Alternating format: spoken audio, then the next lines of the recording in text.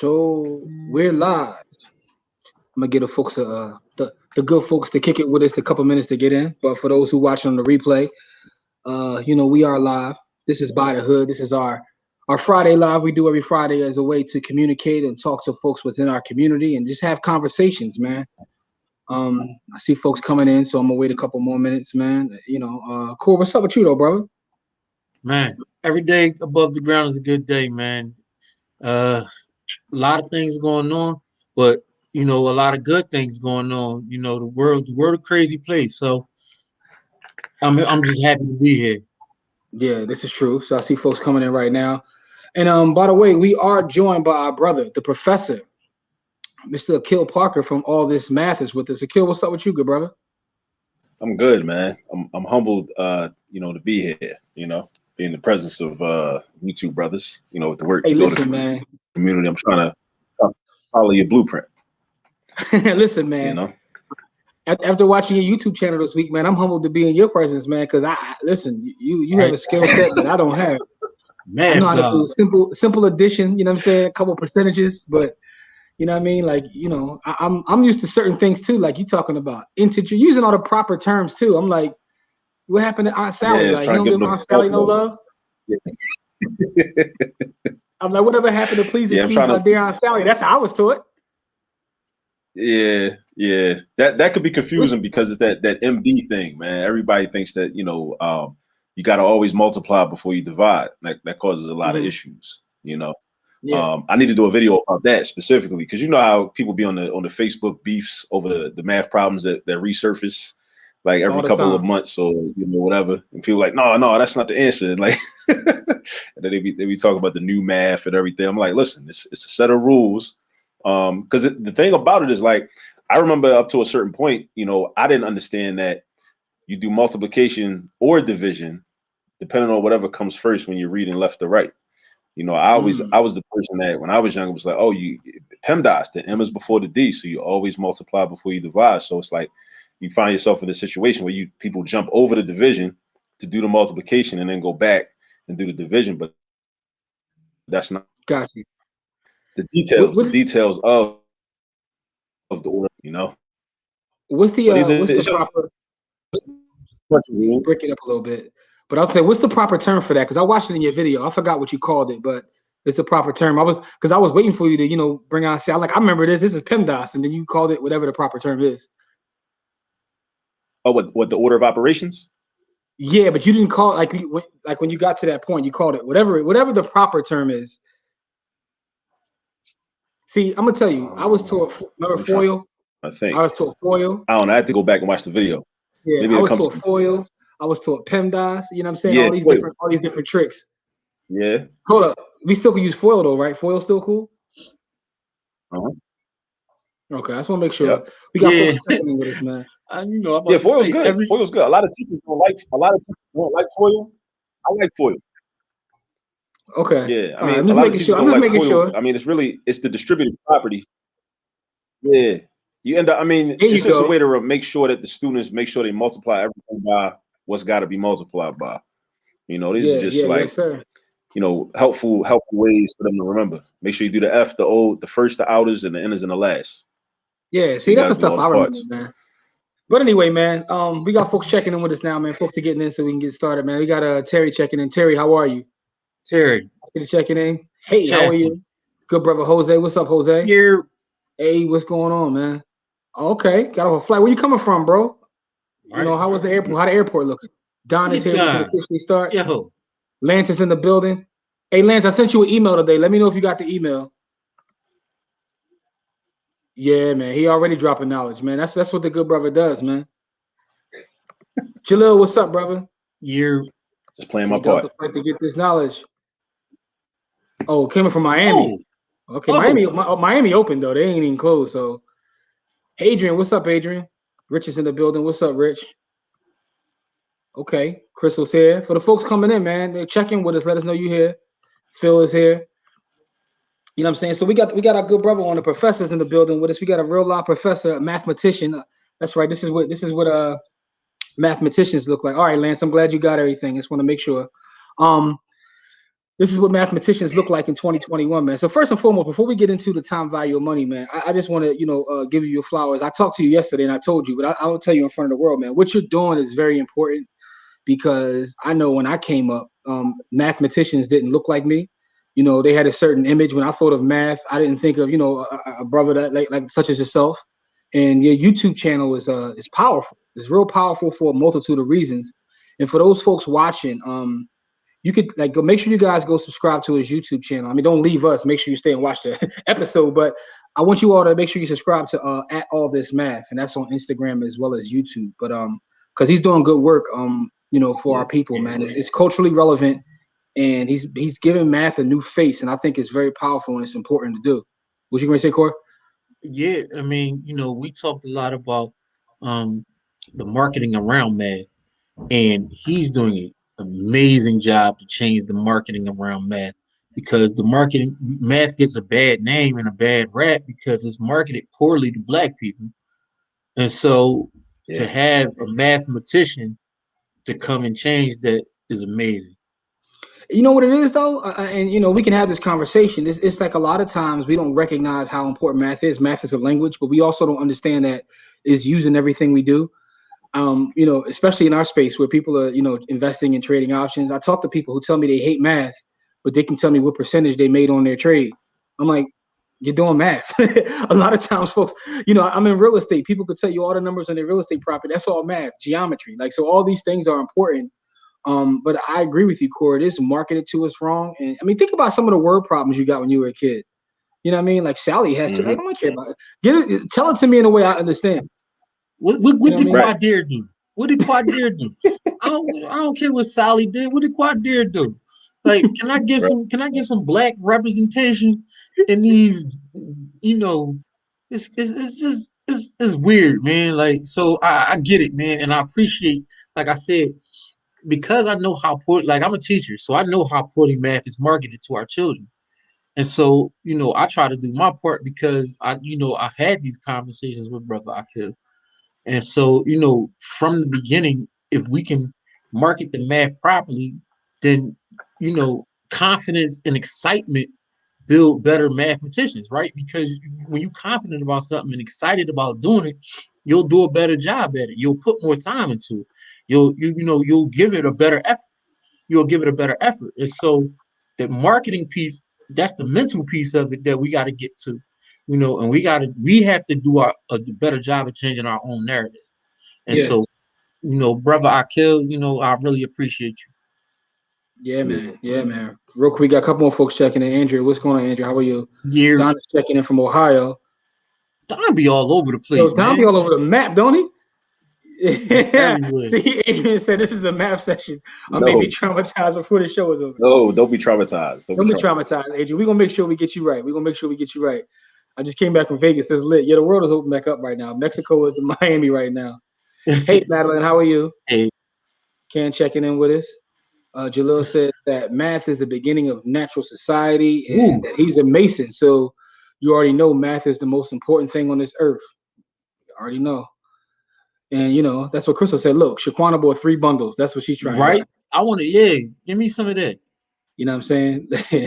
like, what did they buy when they went to the poppy store? Like, if you break it down to me that way, then, you get a little different, man. That's a great point, Jimmy. I wish I would have went harder in physics, high school, and college. Didn't realize how useful it would be until my adult life. Yeah, a lot of times that's how it is. She's laughing at Crystal. Said Corey was getting on his kid yesterday about his math. Yeah, man, I was on Jalil Top about the math about options. You know what I mean? Like just the math. Like he wasn't even going through a lot of the procedural stuff, just the pure math of it. And what it takes to be a successful trader. Yeah, because that's very important when you talk about investing and when you talk about trading is literally understanding percentages. So a lot of times when I do one-on-ones with students, a lot of times that's where we start at. Because when I start talking about, hey, if you make X percent, you may be looking to get out. And they're like, well, how do I know what X percent is? I'm always shocked by that. But, so math is important, man. Jakim, what's up, brother? How are you? Thank you for checking in. Thanks for checking in. Dawn checking in. My original major was architecture, all the math. Okay. Ooh, nice. Yeah, that's dope. That's dope. So yeah, man. So Kill, what's up, good brother? Like, how's it coming along in terms of like, building the channel out and trying your best to do the job of teaching math and giving math a new face. I mean, it's coming along better now, man. I mean, I guess I'm getting over, some type of like imposter syndrome that I've like had for a while, because sometimes I just think like this is something that I've been doing in classrooms like for the last like 16 years. And I know a lot of other, people that, kind of do the same thing. They might not do it exactly the way I do it, but I guess, again, it's that imposter syndrome, kind of like not recognizing when you're adding value, you know what I'm saying, and what value it actually has. Because you may not be in spaces where it's like as appreciated, as it might be in other spaces. So now that I'm getting over that, like, I'm building up, the channel, adding content on a regular basis.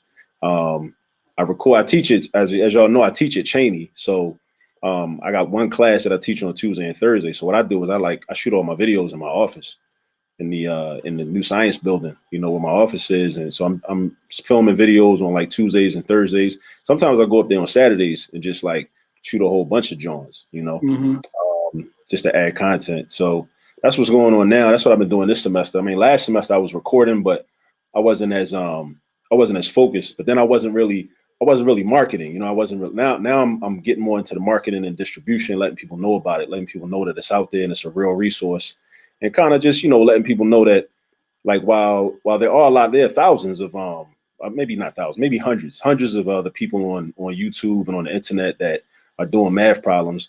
A lot of it is they don't have a cultural competency. I mean, it is culturally relevant, but it's not culturally relevant to Black folks. I would say that. And that's one of the reasons I used to get a lot of love, like, from students, like, in classrooms that I've taught throughout the years. And a lot of those students, vouch for that, if they watching now, or, if they see me on the internet or see my videos, and they'll share. Because, they were the ones that used to laugh, like when I would give out a quiz or a test on a Friday, and it would be like y'all talked about, like, what's Quadir doing? Like, that's how my test problems used to look. You know what I'm saying? It would be like, yeah, Quadir, went to the poppy store, and, he realized he was being overcharged. So he had to go back and find out, what percentage he should have got, or what his discount should have been. Or, that's because I would always try to, I mean, it's one of the things I learned with teaching is like, you got to meet the student where they are and make the topic relevant. So I would always try to make it relevant for them, especially concerning like with commerce, like poppy stores, Chinese stores, that what is a disproportionate amount of those in the hood. And I don't want them to get robbed. I got love for my students, and I don't want them to get robbed. And I know, like, a lot of times store owners will look in your face, smile in your face, and rob you, because they won't give you back the correct change. They'll overcharge you, they'll price gouge. And if you're not equipped with math as that weapon, as that tool to protect you, then you just gonna get robbed every day. And, and that's just what it is. So it's out of love. Like, I want to, like, listen, man, I don't want y'all to get taken advantage of out here. And it happens all the time. And I think, it reminds me of, like, I always remember the words of Amos Wilson. And one of the things Amos Wilson, in one of his lectures, he talked about how, like, every year there's another fad gimmick, math program or something, this is going to help get test scores up. But, we got to start with the fundamentals and realize that there's a political necessity for Black people to be poor at math, and I think a lot of us that kind of have beat ourselves up over the years about not doing well in mathematics, we got to think about that. Not to like, and it's not an excuse for us to like not try to go hard and prepare our children, and even now, years later, go back and try to learn it. But we got to understand what we up against. So there's no accident. There's nothing coincidental, like what AZ say back in the on Illmatic, nothing coincidental or accidental. You know what I'm saying about about this, like, because like the mathematics is not difficult to teach per se, but it's offered to us, it's marketed to us a certain way to turn us off from it. It's taught in a certain way that in many ways doesn't make sense and is irrelevant. And there's nothing like, like I'll reiterate that there's nothing coincidental or accidental about it. And so I think we first have to recognize that, and then as a community, we have to like really go hard and go independent and start to take responsibility for teaching our own children, because white folks not going to do it. They know it's not a broken system, and I think that's another thing we got to consider too. It's not broken; it's a fully functioning system that works perfectly. Like there's it's very efficient. And I think once we change our mentality about the fact that it's broken. Because if it's broken, we're trying to fix it, but we realize like this works very efficiently and very effectively. So then we start to say, okay, well, let's try to create some other spaces where we can educate our children. And that's what I want all this math to be. Like I want all this math to really make an unfortunate or unfit educational environment irrelevant.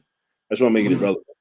Gotcha. Like I want people's children to be able to say like, yo, like, all right, it's cool. Like, you know what I'm saying? Like you might have a class where they don't even have a math teacher. You know what I'm saying? Like I've taught, young boys that like came from middle schools and it was like, yeah, like for, the whole like 8th grade, like we really had no math teacher. We had like, substitutes every day. So it's like, it wasn't how's that even possible? That's insane. Yeah. And it's like, it's real. Like I remember when I taught it over. Or you muted, bro.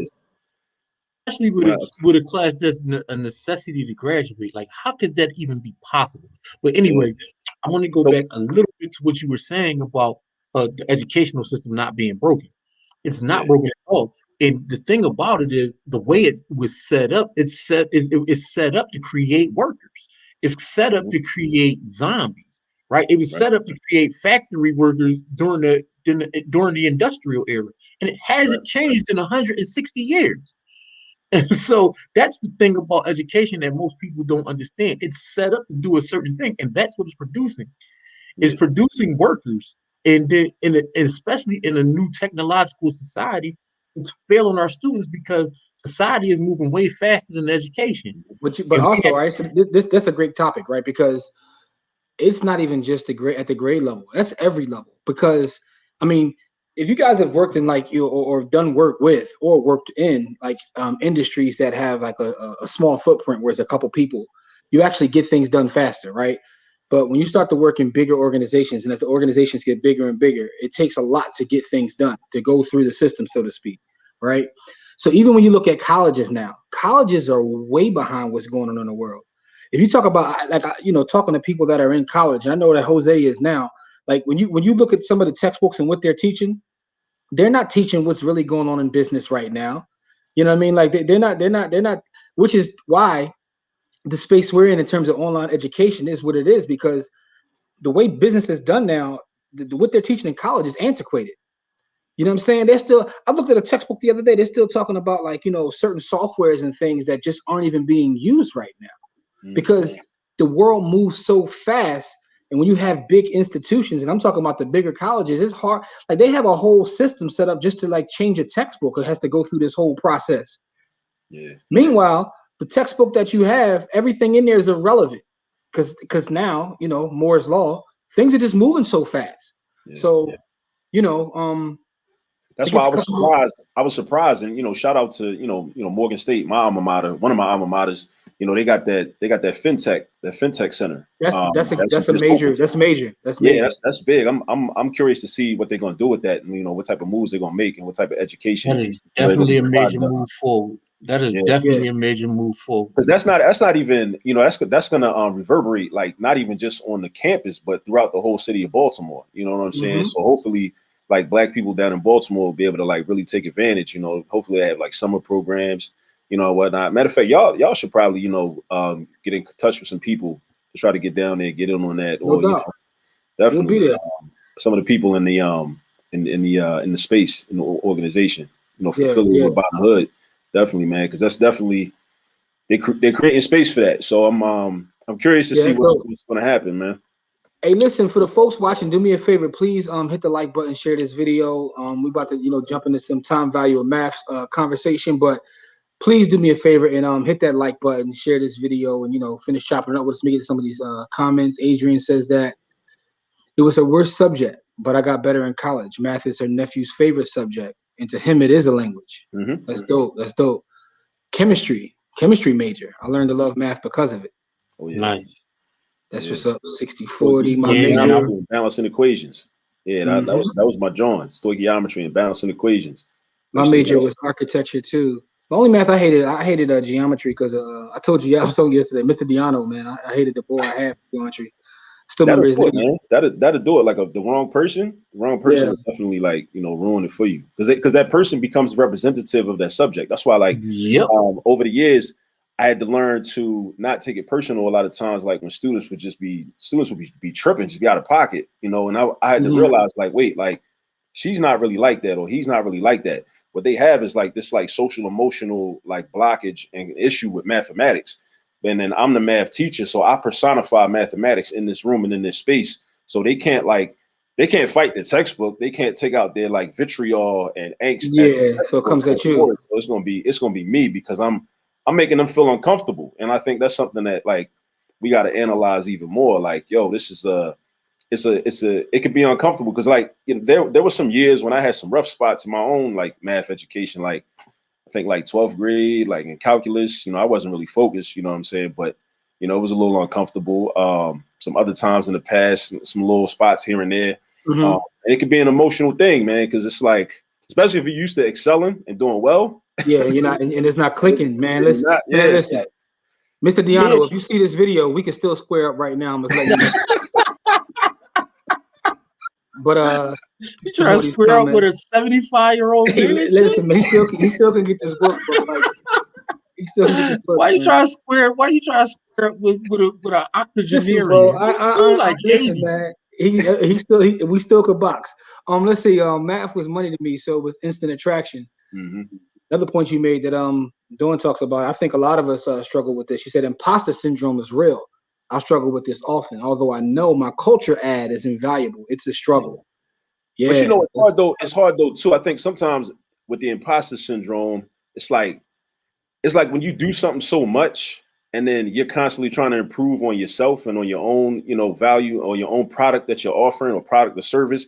It's like you take things for granted because you're so immersed in it. So it's like other people that's not really immersed in it, they see what you're doing and like, yo, that's some dope shit. But you don't know that it's dope shit because you're constantly trying to grow and develop. And you might not have a lot, especially if people that like really dig in and lock in and they kind of like step away from the world and they really just be going hard and they're their own worst critic.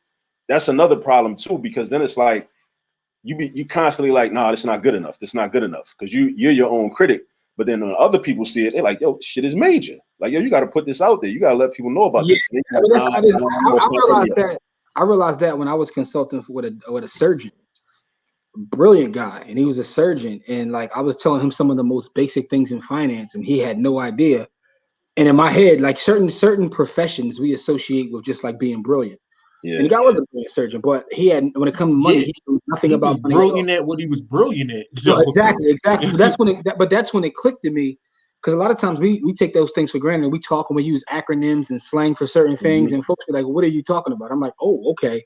Right. But it's also when you step into somebody else's space, you know what I mean? Like I was telling Corey, when I saw Corey like teach in front of a classroom, I was like, "Oh yeah, that's something different." Like I can give a presentation, but teaching to a group of kids is a different skill set. Like when you see somebody in their environment doing what they do, that's when you recognize. But a lot of times you don't recognize the value in that because that's what you do every day. Yeah. You know what I'm saying? That's what you do every day. Yeah. So Dawn says that deprogramming is a necessity. Mm-hmm. And David is really co-signing what you said, that yes, it's working. It is working. The system is working. If I see a job posting that says must be good with math, I go right on by. It could be something that I actually know, but I equate math with failure. Listen, thank you for sharing that. Thank you for sharing that, Adrian, because that's tough. You know, it's tough, but I mean, you know, self-awareness is key. Now we gotta, you know, get you out of that mindset, because, you know, that's one thing I'm good at. I'll take opportunity and figure it out later. Yeah. And one of the things too with the channel, I got a lot of goals for the channel. A lot of I got a kind of diverse, kind of broad mission with it, right? It's dedicated it's focused on the students. I want the students to do well, but also I want parents, those parents that are good at math, or they feel like they have like kind of trepidation, with mathematics, or they get nervous around it, or again, that emotional thing with math. I want them to be able to go to the page and be like, okay, I understand this now. Like I didn't understand it 20 years ago, but the way he just broke it down, I understand it now. And the key is I really want you to be able to help your children with their homework. Right? Because that's something that I've always taken for granted, like being able to help my children with their math homework. But there's so many parents that can't do that. So they got to like reach out, to find a tutor, got to pay money out of pocket, find a tutor, or they got to like, try to find some other resource, or try to, talk to the teacher and get more resources or more support. But if you're able to like because as parents, we are our children's first teachers. We want to teach our children things that they need in life. So I really want to empower the parents in our community to definitely be able to teach their own children and be able to so they can connect in that way.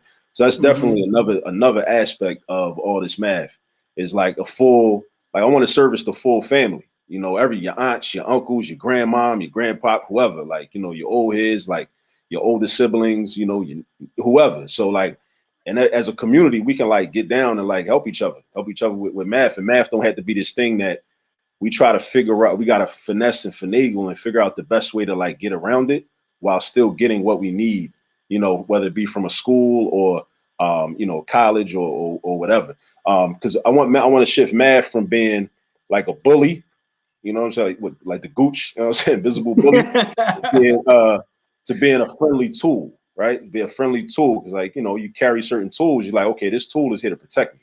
This tool is going to help me achieve what I'm trying to achieve. So we got to make that shift. But we got to. So once you learn how to do it, how to do certain problems, you become more confident at it, and then from there, now it makes that shift. So it's kind of like when you was in elementary school, somebody might have tried to bully you, and y'all might have had to fight, and y'all fought, and then now he respects you now, and now y'all might become the best of friends.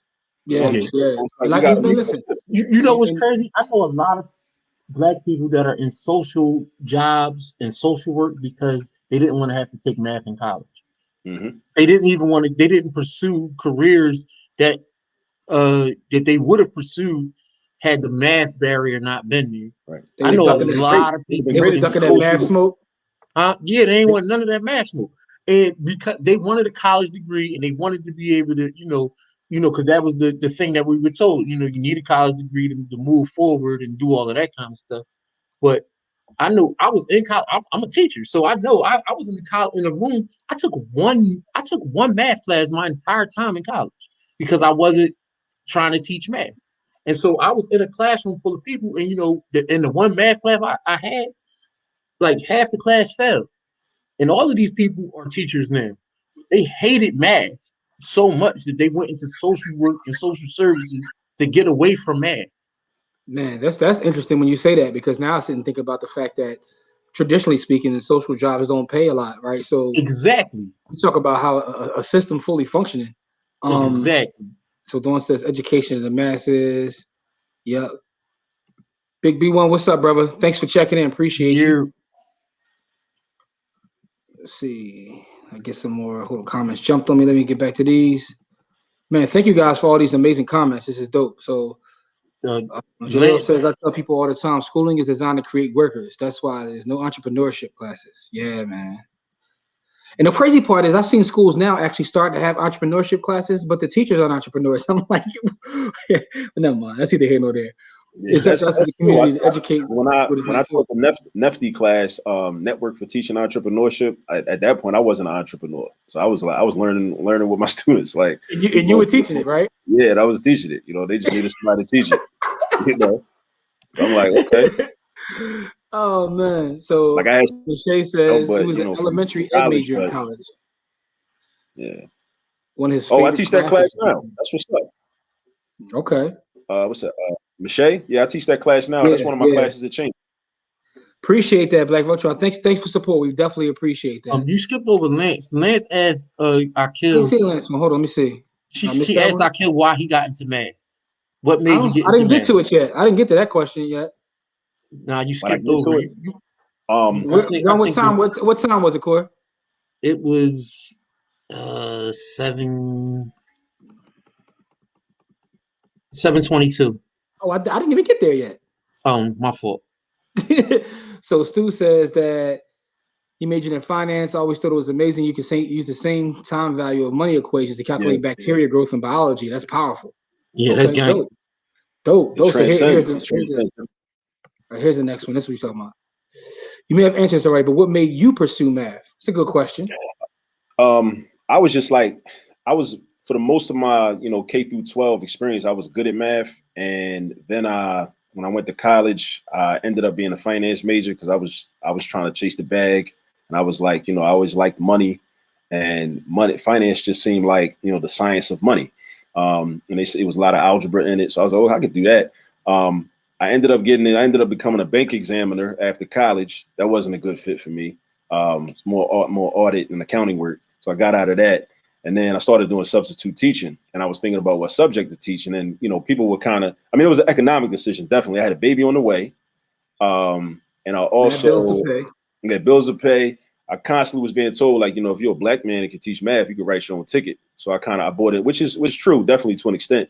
So that's really like why I pursued math. But I had a strong math background. So I leveraged that, and then, started teaching, and then I had to learn. But then, I learned a lot, made a lot of mistakes. I'm still making mistakes now, actually, because I'm a practitioner. So, I'm never going to be perfect at it. But, teaching it is difficult. And I guess this with anything, because again, like we talked about, the things that you take for granted the most are the hardest to teach. Like Algebra 1 is probably the most difficult class, one of the most difficult classes to teach. But when you think about Algebra 1, you think it's the most fundamental and the most basic class. But there's so many things you do in Algebra 1 that you just take for granted. It's like, well, why'd you divide by 2 right there?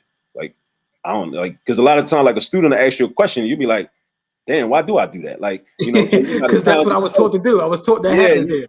And then, because what happens is there's this concept, I call it kinesthetic mathematical muscle memory, right? Just like with sports, like, nobody thinks about like, okay, when I shoot this jump shot, like, what am I actually going to do with my arm, my shoulder? What am I doing? You just do it. You develop the muscle memory. So with like math problems or with a lot of stuff, you just develop the muscle memory, right? You develop the muscle memory. You see a problem on the paper, you just go in. But then you got to kind of switch gears when it's time to teach somebody that doesn't have the muscle memory. Now you got to kind of reorient and like, switch up and say, okay, well, step number 1, this is what you do. Or like when you look at the problem, this is what you're looking for, this information. You got to like separate the problem into different parts. Because the problem itself is just a set of rules. It's a set of like a formula. You got to know what formula to use. But again, when you got that muscle memory, because you've been doing those problems for so long and you're so fluent with them, you just go in and just do it. But you got to kind of like the difference between being a shooter and a shooting coach. It's the difference between being a shooter and a shooting coach. Like a shooter, you just grab the ball, your body reacts the right way, and then you put the ball up. A shooting coach has to break down the steps that get you to the point where you could just do that. And that's what you've become. You become the shooting coach, even though you're a good shooter. Like, it's like, I'm a shooter, I can get the ball up, but it's like you go to the gym every day. You know what I mean? Like you get up your shots. Mm-hmm. You know what I mean? So you know exactly what to do. But the shooting coach has to teach, the fundamentals and the mechanics to be able to do the same thing that you do. So Crystal says that her 8-year-old hates math because it's the one subject that she struggles in. Hey, listen, hit up a kill. Yeah, you can make sure she's straight. Here's a good comment. Math and money have a lot of emotional baggage. Man, you ain't never lied. We about to talk about something. We about to talk about money. We about to bring this home to some money. But that, man, thank you for that comment. That's a powerful comment because you ain't never lied. I'll definitely check out the channel for myself. Appreciate that. That's what's up. Tanisha, what's going on? What's going on? My issue with Common Core is I think it's silly. But I get needing more than one way to solve a problem. So I've tried to be more understanding. I hear that a lot. Like people in their disdain, and their disdain for Common Core. I will say this. Like since I've had to teach those math courses to education major undergrads, what I realized is like I think a lot of the different methods are cool, and I'd be like, damn, like I wish I'd have learned because like for example, like multiplication, right? We all know like the long multiplication standard algorithm, stack the numbers on top of each other, multiply, vertical and then diagonal, whatever, carry the numbers. And it's like all these different methods. Like, matter of fact, I had a young boy back in like 2011. He was one of my students. I never learned the lattice method of multiplication when I was coming up in school. He taught me that, right? And I was like, yo, this is major, right? So I just like, and I teach my students that now. My students at Cheney, I taught them that. And then just the other methods like with partitions, partial products. And what I realized is like it gives you a better understanding of numbers, I think, or it can. But what I'm doing in terms of like from a teaching standpoint, because you're in a class with like 30 students, maybe 25, right?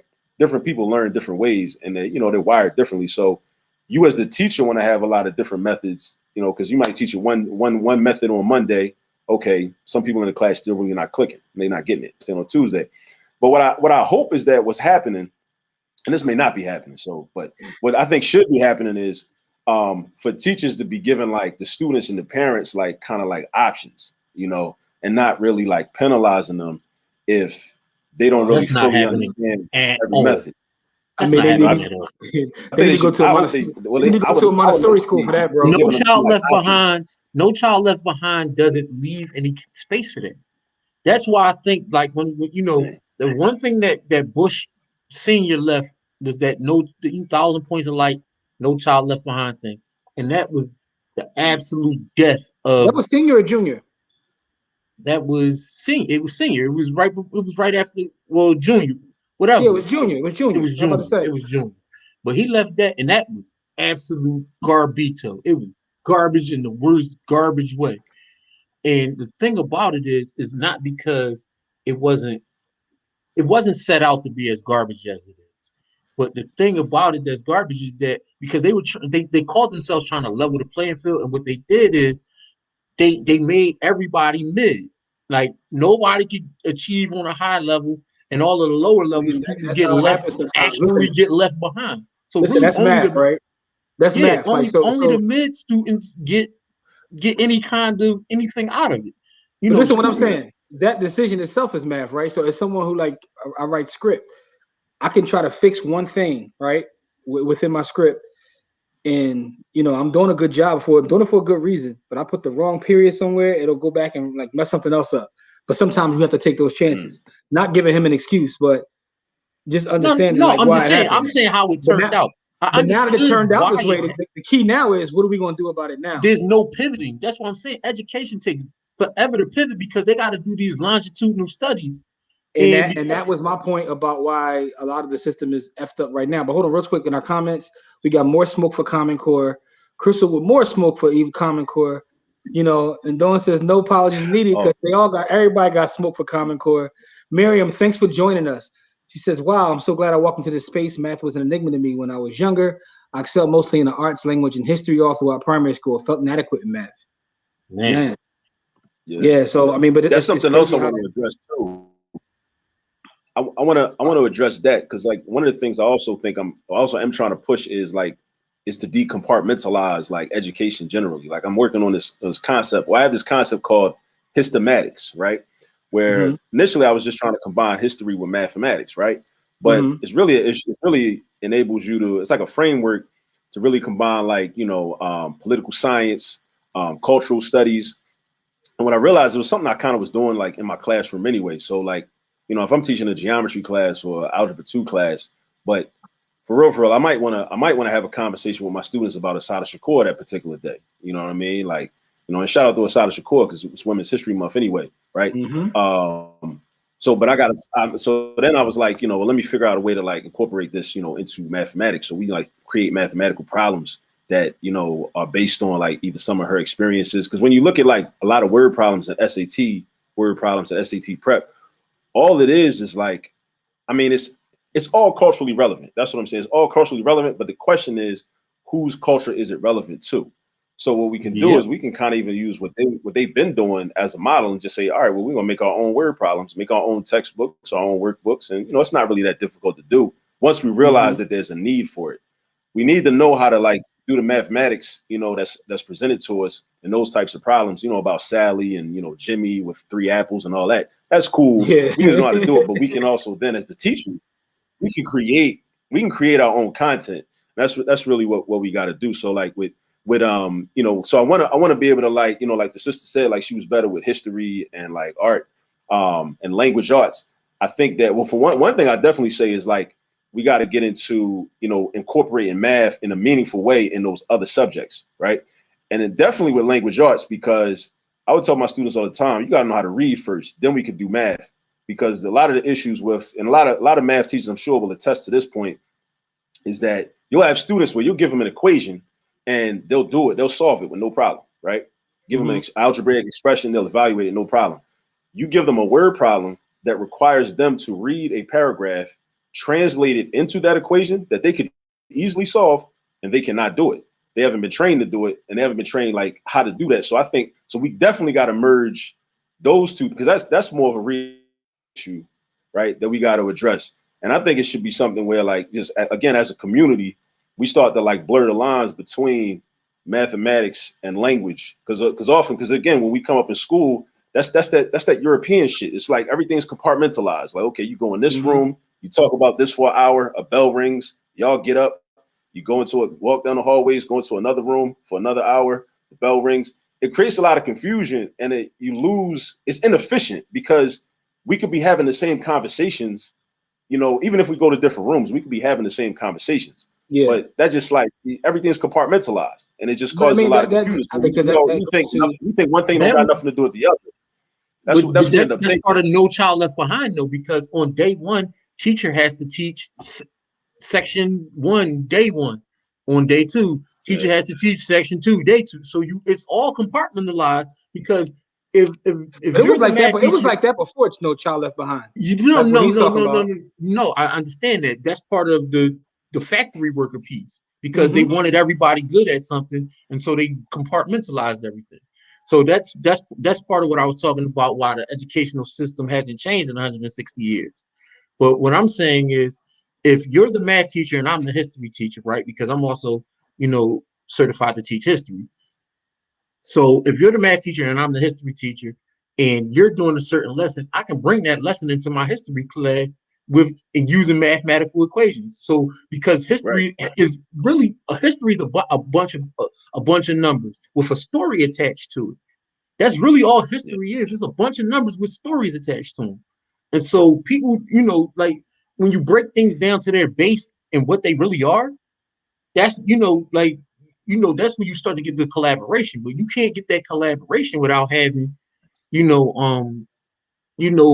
system that allows for that collaboration. And we haven't created it for ourselves, and it's definitely not the system that's, the educational system that we've been given. I want to give a quick shout out to our brother Russell Hughes, man, the crypto archangel. Man. He's a crypto consultant, but he's found a way in his space to merge history and crypto. So he's kind of doing what you said in terms of what his teaching is. So that's kind of dope. Yes, Lachey says this. Lachey says decompartmentalizing. Yeah, pretty much. All right, so I'm not even going to try to pronounce that. What's that? Manipulables? Manipulables. What the hell is that? Numbers that can be changed. It sounds like manipulative things. Okay, yeah, well, Michelle, numbers listen, that can be changed. Whatever you said, man, they changed his world and made math understandable for him. He was an adult. This tool was for kids. Okay, so manipulables are like blocks that have numbers on it and stuff like that. Okay, I've never seen those before. They teach us admin knowledge over trades. Learn a trade, and it's easy to start a business because you have a real skill to offer and build on. But math can get you a big salary if you can pass that CFA exam. I mean, listen. Ken, here's the thing about Ken, though. I'm gonna keep it a buck though, Ken. Most CFAs I know are broke. That's either here nor there. Like, but math, I guess it depends upon what you do with it. Like, if you get into the sciences and you start to learn the code and things of that nature, math can actually get you a huge bag. But CFAs, bro, a lot of times they just glorify salespeople. No disrespect. I say that respectfully. There's a reason there's a shortage of these professionals in K-12. Many entrepreneurs and folks with competent science backgrounds aren't offered competitive salaries to attract and retain their talents. This is all fact. Yeah. That's all 100% fact. Yeah. Tagging someone there. I totally hated math and was horrible in junior high school and high school. It wasn't until I got to college and got some real great professors, all Black men, who broke down the purpose and language of mathematics. Now, listen, that's a great point, Black. I want to talk about that, right? So my wife, we talk often about like Shakespeare, how I make jokes about how they do our kids a disservice by teaching Shakespeare. But she has a whole different perspective because she enjoys it. And I'm like, well, how the hell you enjoy Shakespeare? She had a Black teacher back then who would take the stories and like she told me, and would compare them to things like on Moesha or Martin or whatever to teach actual Shakespeare. But again, making it culturally relevant because it's all theater. Because it's all theater. But what I'm saying, the teacher took time to do that. And now she has a different appreciation for the stories. When I had a bunch of old white ladies who just like, you had to, you know, same art here. thou and art thou Like, thee. what? Man, And I was going to throw a book at him. You know what I'm saying? Like, so, but that goes to his point though, when you have someone who understands how to communicate the information. I think that's with every subject. Yeah, man. And you said it earlier, Akil, you got to meet the student where they're at. You know, so I think that's a good point though. Yeah, that's a good point. So Miriam says, even though math surrounded her every day in life, I didn't actually want to until I became a parent. Inevitably, I had to confront and slay the fear of math constant dragon. Yeah. Yeah, man. Yeah. That's the same comment. Yeah. Yeah. Okay. Got you. Let's see what else we got here. Here's a comment here. I joined late, but how do parents bridge the gap? The math is so different from when I went to school. It changed from 97 when I graduated, the years later with my daughter, and then different years later with a son. So I can't imagine grandparents trying to help their grandchildren. And I actually like math. So that's a good question. So I mean, a lot of the procedures that are more popular now have changed, but those fundamentals, the fundamentals are the same. Like, you know, definitely memorize your multiplication facts. You know, that's a cheat code right there. Like, just have your children. And let me say this to everybody that's listening. You know, now that I thought of thinking about this, have your children as early as possible memorize the multiplication facts 1 times 1 up to 12 times 12. And don't even stop at 12 times 12. A lot of us stop at 12 times 12 because in the back of our composition notebook, the marble notebook, there's a 12 by 12 multiplication table. Have your children as early as possible memorize those facts, because those facts are so foundational. Because a lot of times when students get to algebra and geometry and they're doing these problems that involve a lot of steps, can't multiply. They get this fatigue that's yeah, they can't multiply. And then like it's not even, so a lot of times it don't even be the algebra that's really the issue. It's really those fundamentals. And that's not even knowing it's not putting the steps in order. They can't multiply. Yeah. Well, let me ask you a question. It's like, bro, I need you to know what 8 times 2 is. What's a good age for that? Like how young? When you say young, how young? I started my kids on algebra at like 8. Like not algebra. No. I'm not talking about. He's not talking about. I'm talking about just the multiplication part. You're talking about, Kill. Second grade. Table? Yeah, you said start as early as possible with that table. Yeah. Yeah. Soon as they know how to count. Like what I did with Nassim. Yeah, what I did with Nassim is, and I use this as an opportunity to teach him how to use the calculator. Also, I think he was like 6, and he knew how to count. And we made it like an art in the crib, like art project. You know, I had like a big piece of like, you know, poster, and like we measured out the box, you know, the little boxes. We did a 12 by 12, and I just said like, here, bro, like here's the calculator. I'm gonna show you how to do it. This is the multiplication button. You know, 2 times 2. You know, whatever comes on the screen. Okay, boom, that number's gonna go right here. And we did it like that. I wasn't as worried at first with him knowing the computational aspect. I just wanted him to know. I really wanted him to memorize it, you know. So a lot of people push back on like memorization in math, but I think there's some things in math that we should just memorize. Like you should know how to do it, but some things should just be memorized. Because of course you could calculate it, but it's kind of like factors. Like if we memorize all the factors of certain numbers, it makes our work can be more efficient, you know. Just like with formulas, if you memorize certain formulas, you know, we can work more efficiently. But definitely, like, please excuse my dear Aunt Sally. Yeah, even that, like using that to all them formulas, the mnemonic devices. But the key with multiplication is like it opens up the door to so many other things. Because once you know your multiplication facts, then you know your division facts. Because if you know that 4 times 2 is 8, now you know that 8 divided by 2 is 4, and you know that 8 divided by 4 is 2. So now it's like, oh, because I know that foundation, I got the multiplication. And here's another thing too, like in terms of how y'all mentioned like how we market math. We market math as though, okay, well, this is more complex, so this is like a punishment. But actually, this is something I tell my students. I say, no, the more complex it is, that's actually a gift because it's really a shortcut. For example, multiplication to a first grader or a second grader, they might get upset, like you have to learn how to multiply. This is harder. But think about it like this. If you want to multiply 2 times 9, you know, and you don't know how to do multiplication or you don't memorize the multiplication fact, your only other option is to add 2 9 times. So you're going to sit up there and be like 2 plus 2 plus 2 plus 2 plus 2. So the multiplication is actually a gift, right? It's a gift because it makes you, it's repeated addition, right? But a lot of times these conversations just aren't even really had, right? No, We just that's how I learned math. My mom told me there's only 3 things you can do to a number: add to it, subtract from it, or leave it alone. That's it. Mm-hmm. And then now you got to figure out the rules and to tell you when to do one of those 3 things. And that's it. Yeah. I learned math so simplistic. I learned how to count. My mom gave me playing cards. I learned how to multiply right out the back of a composition book. You know what I mean? Like, it wasn't like I didn't learn all of these things in school. I learned all of this stuff at home. And it was that's a whole other conversation right there, Core. That one sentence is a whole other conversation. Nancy said, I love algebra. Yep. It's the same thing. That's why she said addition, subtraction, or nothing. Like, leave it alone. It doesn't go anywhere. Jose said, I watch his channel just to build on my math skills, waiting on some statistic course videos. I gotta get my content up. Got you. So for those who are just tuning in, our brother Professor Akil, his YouTube channel was All This Math. And he teaches math. He's a member of our Bodyhood University community. We were having this conversation in terms of investing, and he talks about the time value of money. We definitely going to get to that in 1 second, so we can start having that conversation. But so we get to these last comments, and we're going to get into that. Not having math skills and conceptual ideas and context is why so many kids and adults struggle. Having that relevance makes it all. Yeah, that relevance is important. Yeah. And I've been guilty of that. Like, I had to reflect and realize it. A lot of times I didn't provide the context. So I've in the past I've done a disservice to a lot of students by just giving them the process and the formulas and the technical. But did you think that's what you were supposed to do?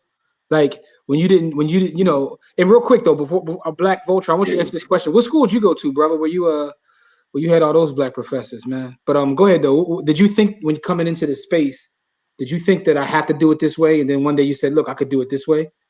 Yeah, because again, I wasn't an education major, so I kind of like took a lot of things from my own personal experience as a student. And I think in my own student experience, I didn't have a lot of teachers that broke things down for me conceptually and let me know like conceptually, this is what we use this for. And I kind of became comfortable with that because like I was that type of student. Some students are like how I was. Like I'm kind of just like, yo, just give me the formula and I rock out. You know what I'm saying? Give me the formula. Show me what letters need to get replaced with what numbers, and I'll just go in and do my thing. So I had the procedural knowledge, but not the conceptual knowledge. But that catches up with you when you get to like a SAT or something, and then it's like they're asking you all these questions that require you to really understand the concept. So that way you'll know, okay, yeah, you might know the formula, but what does this formula really mean? So then it kind of you get exposed. You know what I'm saying? You get exposed for like not really having the level of understanding that you really need. So we gotta like definitely kind of let the students know, let the children know like the concept. And then because a lot of times what happens when we break the concept down, they'll realize that like just like you said, with people that are into investing and can do calculations, but then if you gave them like the same types of questions in a math class, they might freeze, right? Or just draw a blank. Yeah. I was going over this with my students. If you're teaching an elementary school child how to multiply 25 by 9, a lot of students might have challenges with that, but the same student might know, okay, well, if I go to the store, and I got to calculate, I'm trying to buy 25-cent bags of chips. I don't know if chips are even 25 cents no more, but if they were, right? And if I need to buy 9, how much is that going to cost, right? So they'll know, okay, I need $2.25. And I'm like, bro, how'd you figure that out? Oh, I just know, right? But the same child will be like, yo, I don't know how to do 25 times 9. No, I get you. You do 25 times 9. You know how to do 25 times 9. So again, you don't know that you know. Yeah, exactly. They don't know what they know. Like that's the job of the teacher to make that connection, to let you know, like, bro, you really already know this, but you don't know what you know. Yeah. Poppy got him for 25 cents still. They may have expired in October, but he got him though. Tanisha says he's waiting for some content with some names that sound like us. I've never seen that Tanisha had 3 apples. It's usually Tyler. Tyler usually has 3 apples. They threw me in honors algebra my freshman year. I was mad as heck. Listen, Crystal, I relate to that. Like, yo, when you get put in like an honors class, you actually kind of upset about it. Like you don't recognize that it's like you said, I feel like a punishment. Like, why make it harder on me? Right. Yeah, I totally understand that. You know what I'm saying? I think making the subject relevant in real life makes the information more digestible. Absolutely it does. Here it is. So here's a comment. I was an excellent math student because I had good memory and study habits, but I missed the global understanding of mathematics that Akil is proponent of. Yeah, absolutely. I say that to my son all the time. Multiplication is the key to a lot of stuff. I think making a subject relevant to real life makes them more digestible. I remember struggling with understanding organic chemistry equations by themselves, but when I had a professor draw an equation on the board and say, "This is what's happening when you get too much lactic acid buildup in your muscles." Yeah, Starting to make sense. now it makes sense to you. Second grade, 6 and 7, and Lance said that changed the game for her. She said, "I guess I'm the weirdo of the group. I love math and science. Ain't nothing wrong with that." So they were teaching it here, not hood, in the second grade, and they had to learn each multiple. Took the whole year to get up to 12. I know I'm originally from New Jersey hood, but they did not do this. These multiplication tables need to be taught everywhere. Yeah. Memorize them tables to 50 times 50. Yeah, that's I was trying to get up to 25. I'm laughing at I like that. Yeah, I'm laughing at Crystal because you know how many times I saw this on my timeline, which is funny. Due to COVID, my kids learn math the way I learned it. I saw that several times on my timeline. It's like that scene off The Wire. The kid didn't know the bus problem, but knew how to keep count. Seemed like it's all relative to personal experience. Yep. Yeah, great point. I went to Morehouse. Oh, there you go. You went to the house. That's why you had all those black professors in college, because you went to the house.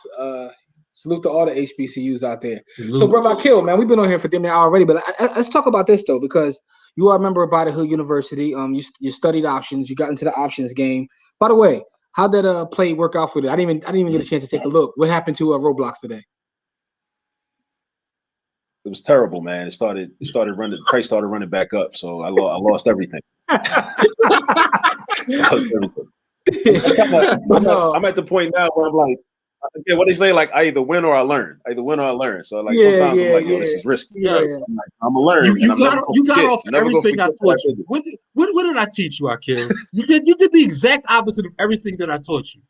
Listen, and he took DYO, so that's why I even asked him when he ran and put. I'm like, why'd you go that low? Why far down? But anyway, listen, it's all learning experience. But that's not the point. That wasn't the point. The point I was making is when you got into like DYO, you started studying options. Like, how? I'm not gonna say how easy was it for you, but like, when did it click to you? Like, whoa, this is all math. Like, when you recognize that you already have a skill set that lends itself to what options are. Like, we were talking yesterday. You were talking about like watching the $1 Million Challenge and seeing all the math that goes into the technical a lot of the piece. terminology. A lot of the terminology, like when Antonio was talking about the five bows, and I'm like, oh, that's Fibonacci. Oh, Fibonacci sequence. Yeah, okay. So like every next number is the sum of the previous two numbers. Or like parabolic moves. That's parabola. I did a video on how to graph a parabola yesterday, matter of fact, and I posted it to the channel. So it's like that's algebra 2, it's so much math and everything. It's definitely math in investing. So I was like, okay, so that gave me the confidence to believe that going forward that I will be able to get to the point where I'm good at this. I'll be good at trading options at some point. As long as I stay consistent. I don't know if you saw the video I sent you. I texted you a video of the. Yeah, I started looking at it. Yeah, so the guy who runs the most successful hedge fund of all time is an actual mathematician. I know me and Crystal talked about this the other day on Tuesday's call, but he's a mathematician and he has the most successful hedge fund of all time. So I sent that to you, like, hey, take a look at this because you have a skill set that lends itself to being good at options. But the conversation we started having was about the time value of money. So let's dig into that a little bit before we get out of it. Let's talk about the time value of money. And from a mathematical standpoint, why is it so important? I know Corey talks about time all the time. So, our book, Own Your Time and Space, is one of the things we always talk about, owning your time, the importance of time. But, you were talking about the time value of money and why that's so important. Yeah, I mean, I think I was also thinking about like there's this idea that like my father kind of like implanted into me like years ago. It's like somebody told him and he passed it on to me. It was like what you do with a little bit of money is what you'll do with a lot of money, and that sounds good and that makes sense. I always believed that, but then more recently I've been thinking more about that in terms of how even a little bit of money can grow, and money can develop and over time though. And I think a lot of times when we think of money, we think of like the here and now and only in the present. We don't like consider, okay, like this money that, I have right now worth double or triple, or even if it's just 25% more, like a month from now or a year from now, or even 2 years from now. Right. Because when you think about, I was walking down the street, I was coming from Rite Aid or going to Rite Aid, the other day, and it was like these pennies on the ground. And I've been notorious, like, throughout my life for being the person that's like the weird person that picks pennies up off the ground. Like I've been that guy, or dimes or whatever. And I would have conversations with my students, if there was like a penny on the ground in the school, in the hallway or whatever. And they would be like, yo, like, why I'd be like, yo, you just walk right past it. Like, why don't you pick it up? Like, no, I don't do that. And then I'd be like, but if it was 25 pennies on the ground, would you pick them up? And they'd be like, nah. Like, but if it was a quarter on the ground, would you pick it up? They say, yeah. And I would be like, yo, but it's the same amount of money. But more so than that, if you think about, like, we often don't think about like what that penny could turn into, right? Over time, right? That penny could be invested in something that could, be turned into something over time. And even, I still kind of possess like that kind of problematic in thinking, because like I said, I was coming from Rite Aid. I got off the wait list for my fold card, right? So I finally got my fold card. So I'm making purchases using my fold card, right? I'm getting my Satoshis, right? Was it 100? Satoshi is 100 millionth of a Bitcoin. 100 million Satoshis is that's one Bitcoin. Yeah. So 100 millionth of a Bitcoin. So I was like coming from Rite Aid, and I made like a little purchase. Had to grab like some toothpaste or something, and I did the spin, on the app. And I only got 25 Satoshis. So I'm like, my mind initially, I'm like, man, 25 Satoshis, man, that ain't shit, man. Like, but then I had to immediately remind myself, it's not about how much the value of it right now. It's about what the value will be in the future. And then I started thinking more about like, yo, this is time value of money. So it's like, it's not just about like, it's kind of like, moving away from like the shoebox money mentality, where like, we kind of just want to stack, because like that's cool, but it's like there's a progression. So it's like at first you just want to stack money and not, run out and, spend all your money on everything or let it burn a hole in your pocket. But then you start to realize like over time you make investments, and then that money can grow and then be able to work, for you, really. But time is really the key. And then in terms of connecting it to the math, people often say like, well, I'm never going to use y equals mx plus b. But the x and the y in that equation, the x is the amount of time and the y is the value. Just like we use y equals mx plus b all the time. And if you ever worked a job and you got paid by the hour and you had to calculate your check because you wanted to make plans, you using y equals mx plus b. But again, we don't recognize that. We don't recognize that we're using that. It goes to this whole conversation. A lot of times we're doing these things, but we don't recognize that we're doing, because it's not taught to us that way, right? The time value of money is very important. Like, so Corey and I do a lot of speaking engagements and talks, and no matter what presentation we do, it could be about real estate, cryptocurrency, precious metals, like what a stock market, whatever it's about, we always talk about the rule of 72. Always. Like, it's imperative that we add that to every presentation, because you need to know how long it takes for your money to double. How does your money work for you? How much interest are you getting? All these things come into play, and that's all about time, though, right? Which is one of the reasons why Corey was like, yo, we got to work with the kids, because what do the kids have that a lot of the adults that we teach or talk to don't have? There's more time. That's that time. That's one of the biggest factors in that entire equation, right? So your rate of return and your time are everything. How much time can you let it cook, and what rate of return are you going to get within that time frame, right? So like, shout out to Crystal. Me and Crystal were having a conversation on one of the calls we were on, and I was explaining to her, I was like, yo, take a look at Warren Buffett, who's considered the greatest investor of all time. Look at his average rate of return.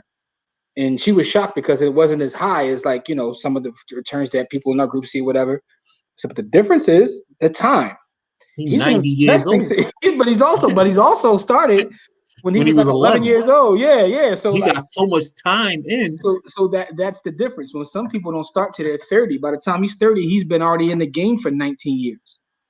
That's the time value of money, right? So, and another thing about that, like X. So again, and X is the independent variable. So X is time. Like, like they say, time waits for no man. Like, time is going to go regardless, right?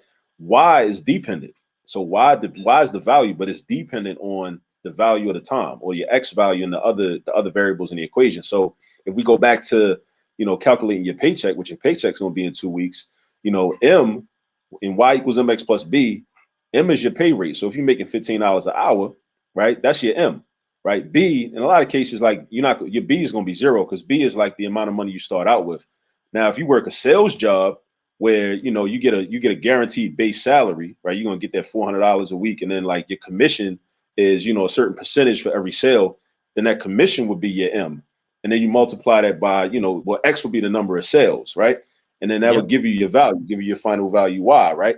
So there's all these different, different ways to use these formulas. And what y'all are talking about with the rule of 72, that gets into like compounding. So that's even a different formula, so the money, that's like Y equals AB to the X power, where A is the initial amount that you start out with, B is the growth rate, right? So B is your growth rate and X is the amount of time, right? Whether it's the amount of years, amount of weeks, amount of days, amount of seconds, like your credit card companies, on the other credit card companies, they do what, like daily compounding. So they that's the formula they're using. So that's why, of course, like that's the reason why is, we know we should pay down our credit card debt, but that's the reason why we should, because like that's why that loan debt is going up constantly, because those are the formulas that they're using. So, but yeah, but the time is so key, and like time is often left out of a lot of the conversation. I say that in every presentation I ever do. I say that in every single presentation I do. The thing that people miss when they talk about money is time, because nobody wants to let the money cook. Everybody wants to microwave the money. Nobody wants to let it cook. And the thing in the equation that makes money grow the fastest is time. Well, the rate of return over time. Like that's the part. People always talk about rate of return. Nobody talks about the amount of time that it takes for that rate of return to get back to you.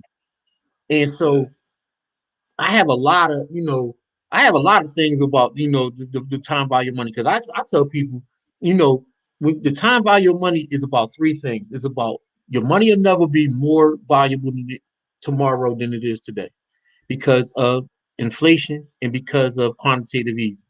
So when it comes to money, the time value of money, your money won't be more valuable tomorrow than it is today unless you do something to make it more valuable. Right? The second thing is, with the time value of money, is that every day you wait is a day that you could have been trading. So all the money lost from the day you could have started to the day that you do start is lost time and money. So that's the second part of the time value of money. And the third thing is that you got an expiration date. So you personally have an expiration date.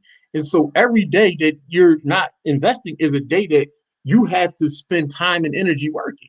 So the time value of the time value of money has a lot of different repercussions that people don't understand, right? Because if you don't put your money to work for you today, you're still going to be working for money 10, 15, 20 years from now. And I didn't understand that as a youth. And if I had understood that as a youth, my later adult years would look totally different. But not having that understanding, which is why I wanted to teach kids that. The rule of 72, the time value of money, that your money will not be more valuable tomorrow. Save it, invest it today.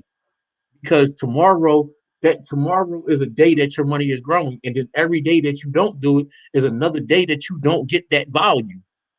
You can't have that value. So the time value of money is about those 3 things: your personal expiration date, the days that you miss by not doing it, and then your money losing value over time. So you have to have a greater understanding of the time value of money to be able to make the money that you're supposed to make. Real quick, Fidelity did a study. Fidelity was trying to figure out which of their clients had the best rates of return. Oh man, that's crazy. And what they found was it was their deceased clients. And the reason their deceased clients had the highest rate of return is because they left things alone. And because of time, and them just leaving things alone and letting them work, they had higher rates of return than people that tried to trade, people that tried to move in and out of positions. So I mean, it's just proof that sometimes you just have to let things be. Let me see real quick in these comments. Thank you, John. Appreciate that. Crispy like cream, Jim. Yeah, Jim Simmons. That's the hedge fund manager right there. Yes, it is. So Lance said the stock market gave me a new love for math. I could see that too. Like as you understand, it brings you right back to it. My grandmother used to say, "Pennies make dollars." This is true. What would happen if all black adults owned $40 in cryptocurrency? I think they would dominate the market. Man, trying to get all black adults to do anything is that's an uphill battle. But John, if you haven't yet, read Bitcoin in Black America by Isaiah Jackson. I think you would enjoy that. Yeah. And Crystal says that's why not a lot of people buy leaps. No patience. Yeah. Man. You know, Crystal, another thing about that is funny because a lot of people don't recognize you can buy leaps. Yeah, or right. They don't understand what a leap is. Because even me, until I had someone really, really school me, a leap is not is an option, but it's more of a long-term hold than a short-term options trade. So when I think of option in my head, it automatically goes to like a short-term trade. When a leap is more of a long-term hold. But you know, it gets into the philosophical differences. But yeah, man. So brother Akil, man, what are some of the things that you're looking forward to do as you build out this channel and this platform and this brand of all this math? And for those who may have tuned in late, this is brother Akil Parker, who's a professor and mathematician. His brand is called All This Math. It's on YouTube as well as Instagram. Make sure you give him a follow. He does consultations. And he teaches it in a culturally relevant way to try to help our people. So he's actually turned math into a weapon, which is powerful. And I want to see him to continue to do so. Shout out to Crispy Like Cream. It's a black owned brand. I use a couple of different black owned brands. A lot of times I try to support the folks on my Facebook page. I use Good Beard Day. I've used Good Beard Day too before. Amir. Shout out to Amir. Jack Frost, I bought his brand. Freeway had a brand. So I try to support all the local people that sell beer stuff. But so that's what's going on with the beer though. But anyway, I just use juices and berries. Nothing but juices and berries. Yeah, man. So no, man, it's amazing to see what you're doing, man. I want all the people that are watching this, that are maybe watching in the future, that aren't watching live, to make sure you support what he's got going on. Is at All This Math, and if he can be of service, make sure to reach out to him because, like I said, he does tutoring. Is there any specific age that you like work with? Is it all ages? Like, you know, it's all ages. Most of my students are like middle school and high school age. I'm trying to do more with I actually have my son working with me now too. So nice. I never thought that by me developing him early on, I'd be able to he'd be able to profit and benefit years later from those skills. Well, I mean, I never tangibly thought about that, but I knew he would benefit. But yeah, so kind of my time is starting to become limited, which is a good thing in terms of tutoring. That's another reason I'm trying to build out the channel, like to provide like some of those resources to people that just might not even need like weekly tutoring or like tutoring every week. They might just need like to brush up on a topic. So hopefully I have a video that they can even access for free at this time. But one of the things what you asked me earlier was like, what do I plan to do with the channel? I got a lot. One of the ideas that I'm going to start doing is I'm trying to make math, I'm trying to show the relevancy of math, right, through using our people. And I want to kind of make it, I want everybody to be able to eat and benefit off of it. So I want to highlight like different people that like own businesses or even just work in certain careers and just show like, like, bro, let's do a video together, man. Like, tell me about what you do, or tell me about like, what type of business you're involved in, what type of industry. I'll create some like, a math word problem. We'll do a quick 15-minute video, and then it'll be an opportunity for you to highlight your business, promote your business. I even got an idea where I want to do an All This Math green book. You know what I'm saying? Where like all the people that I know, good black people that own businesses, I create like a math workbook or math pamphlet or textbook where it's like all of the featured businesses, in the word problems are black owned businesses. And then it could be like a directory in the back, which just like, so your youth can learn the math, and then they also get exposed. Cause I mean, that's what happens anyway. I mean, like, you might take You might take an SAT or ACT, and they might shout out Nike. You know, Nike might be in there. You know, we can do that for our own people. You know, do you take requests? Do you take requests to content. do certain problems for the channel? Like if someone said, "Hey, I Definitely. need help with okay." I definitely do it. I'm trying to think of like the most effective way to create like a repository for people to give submissions. You know, whether it be just sending a picture to the Instagram page or messaging me on Facebook. You know, Facebook at Akil Parker. You know, some kind of way. But I definitely want to do it because I kind of originally I wanted to make like the YouTube channel kind of like a 90s, like you know how Jukebox used to be back in the day. You know, I never requested videos on Jukebox, but I would just sit and wait. You know, hopefully somebody else would request a video I wanted to see, but I didn't want to pay like the $3.99 or whatever. I got in trouble. But I called in there. But yeah, I kind of want to make it like a request, like, yo, like, you know, what problem do you want to see worked out?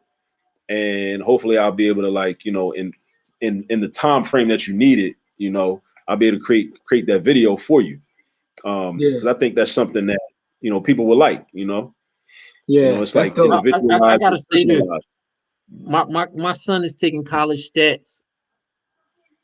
And I use Brother Akil Parker to, you know, because my wife is actually, you know, a math and science major, and my son was not listening to nothing my wife had to say. And so we use Brother Akil Parker, and like he got it instantly. My man got an A in college stats. My son is 14, by the way. And so, you know, he's you know, Jim knows my kids, and so do Akil. And you know, he's brilliant, but he was struggling with this one concept, and he could not function in any other concepts without getting that concept.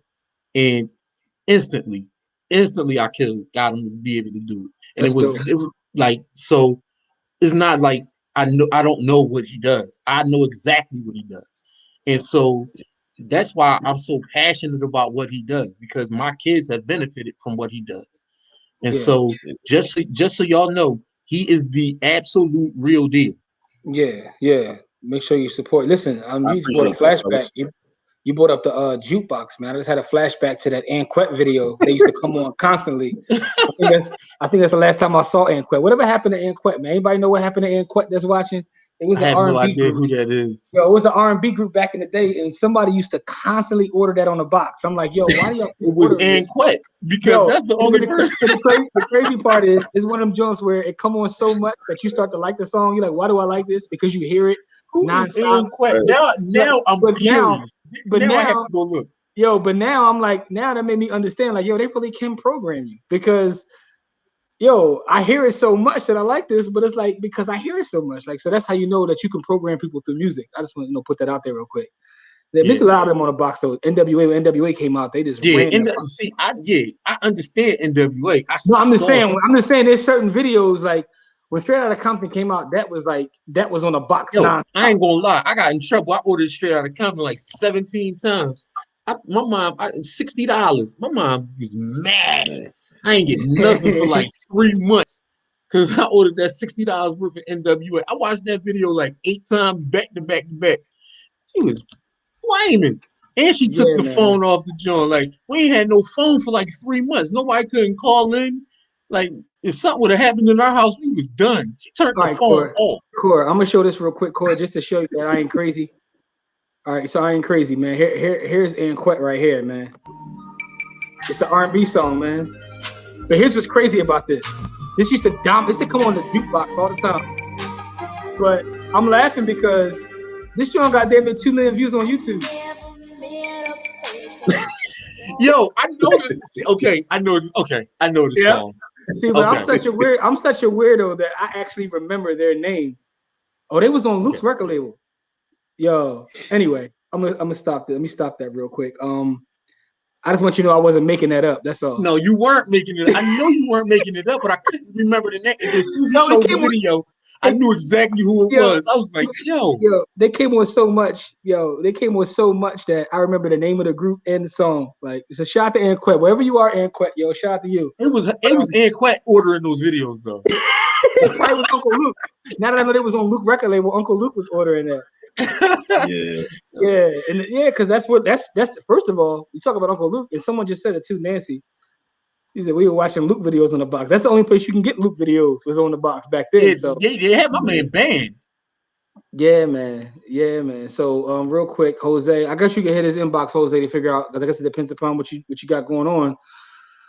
Crispy like creams. I'm considering going back to school. So, brother Akil, you might hear from me about college level stat. Sound like you missing out on some money right there. You better get on that college level stat. Everybody. My son was doing college level stats. Listen, Krispy Kreme. My son was doing college level stats. Yeah. My son was doing college level stats. He knows you're going to get the greatest service. Yeah, like Jose said, I gotta put some content. I gotta put some statistics content up there. I got some basic stuff like risk plots, but I gotta put some more content specifically for statistics up there. So for the folks out there, please make sure you support Brother Akil. Make sure you check out everything we got going on. I know once we get off here, because I'm weird like that, I'm about to spend the rest of my evening trying to figure out what happened to Anquette. But no, just to give you kind of an update of what we got going on. We have a current episode of our podcast, the By the Hood podcast, which features Kamari Ellis as well as the Ivy investor, Courtney. You know what I'm saying? So make sure you check that out. Also, next Wednesday, we got another special episode where we're talking to our brother, man. We're going to hear his whole story. And that's the West Atlanta Santa, Tone Criddle. A lot of folks don't know his whole background. He talks about his entire background, tells his story, how he got into options, how he got so proficient at it. So that comes out this Wednesday.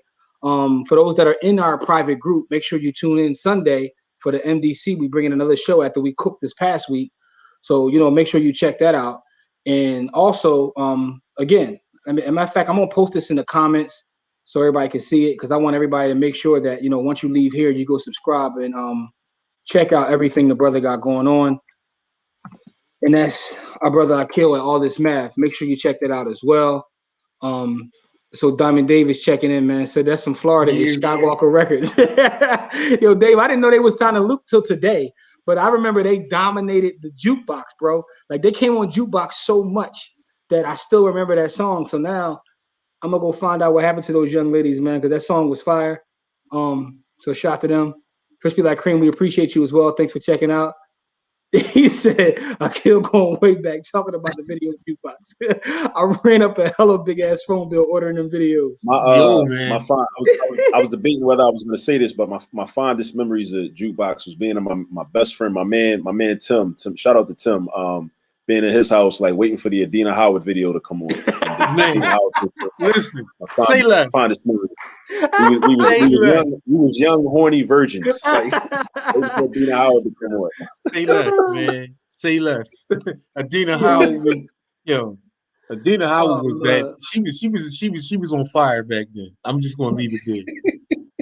Yo, hey, Jose said when you going to Yo, Pastor's been on our show multiple times already. Go to our YouTube. And he's been on our Friday show. He's been on a Friday show. He's been on our regular show. Just go to our YouTube channel, or right here on Facebook and look up Antonio Eubanks on By the Hood because he's been on multiple times already.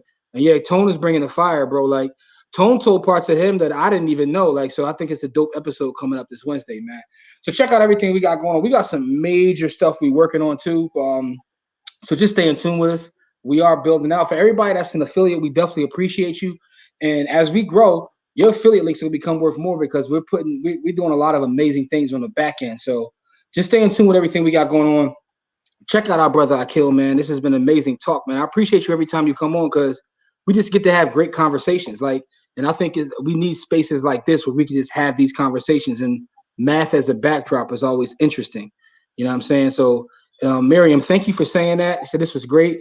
Got a 12-year-old son sitting here watching this with me. I've been homeschooling him since 2018. Math has been pulling teeth. Akil, you're officially part of our experience. Oh, that's dope. Thank you. Appreciate that. I'm honored to be part of your experience. Yeah, appreciate that, man. Yeah. So make sure that when you finish, you can sit back and look at his videos with your son because he has a plethora of videos on that YouTube channel, and that's youtube.com/allthismath. And you can, it's funny because my wife and I was watching him the other day, like trying to see if he can get the answer the question first because he puts them on the board. You know what I mean? That's like a little Jeopardy competition. Yeah, so I was sitting there like, that's what I was sitting there like, oh, that's please excuse my dear Aunt Sally. You know what I mean? It start coming back to me. I start getting excited. That's like foil. That's foil. Like, you know. But yeah, man. So I wonder. That's my last question for you before we get out of here. When you see these viral like memes that go around and they're all of like math based, how crazy does it drive you when you see some of the people actually arguing and are dead wrong about the answers? Like you see them all the time on Facebook, right? I'm pretty sure people probably tag you like, "What's the real answer, Akil?" Yeah, I just blame their old heads. That's all. I don't blame you. I'm blaming your old head. I try to help. That was the greatest what I answer really ever. do is I sympathize, right? Because a lot of times with a lot of these errors, I recognize the errors because maybe when I was younger, I made the same errors, or I've had students that made the same errors. So I just try to I just try to school them, just try to help them out. But I think what happens on the internet is like a lot of people don't have a great understanding of math. Again, they might know how to do the problem, but they don't understand why the person made the mistake. So I try to just meet them where they are and say, like, okay, I see what you were thinking. This is a very common mistake, right? I don't want you to feel bad. It's a very common mistake that you're making. But you always gotta, you should divide in this situation. You should divide first, actually. You multiply first. And the reason I keep bringing up PEMDAS and FOIL is because that's what a lot of those questions are. People forget FOIL, or with PEMDAS, like you said, the division and multiplication, doing those out of order. Yeah, I gotta also. I'm actually doing I'm researching TikTok right now because I don't have a personal TikTok account, but I'm seeing like how TikTok can be utilized as a tool for what I'm trying to do also. So I'm seeing that. Because there are a lot of topics that I can like kind of be like quick hitters. For like a quick 1 minute, little lesson, little 50-second lesson. Yeah, a lot of things like that. So you utilize Reels too. You utilize Reels as well on IG. That actually helps because Reels on IG. Okay. Yeah. I'm gonna give you a piece of game for everybody watching. Like IG right now is pumping up. If you put Reels on, they actually will promote your stuff. They're trying to knock TikTok off. So they actually put a little value in that. So and shout out to everybody on our TikTok page too. TikTok, we're by the hood on TikTok. Shout out to all y'all. We got a nice little following over there. So we over there as well. Yeah, By the Hood is everywhere, man. Except Farmers Only. We not on Farmers Only. Yeah, we don't outside of that. Christian Mingle too. We not on Christian Mingle either. Yeah, not on Christian Mingle, but we everywhere else, man. You know what I'm saying? We not on Ashley Madison either. We ain't there either. But everywhere else you'll find us at By the Hood. So Nancy says people be ready to fight over those order of operations. That's true. They do. And that's those Facebook posts I'm talking about. Those order operations, bro. I see it all the time. I'm like, I ain't even getting in these comments. They be over there ready to fight. Like they're really going at it. And the beef goes on for days. The beef goes on for days. You come back and they still going at it. On a Friday morning, and then you think it's over like by Friday night. Then like Saturday morning, they tag a bunch of other people like to jump in it. Like it's like they still want to go at it. Like mad fights. I'm like, y'all ain't care about math like this in school. Just keeping it real, Crystal. Anyway, listen, man. Thank you guys for tuning in with us this Friday, man. Make sure you check out everything Brother Akil's got going on. Check out everything we got going on. See y'all Sunday in church, but we appreciate y'all as always. Peace and blessings. Peace.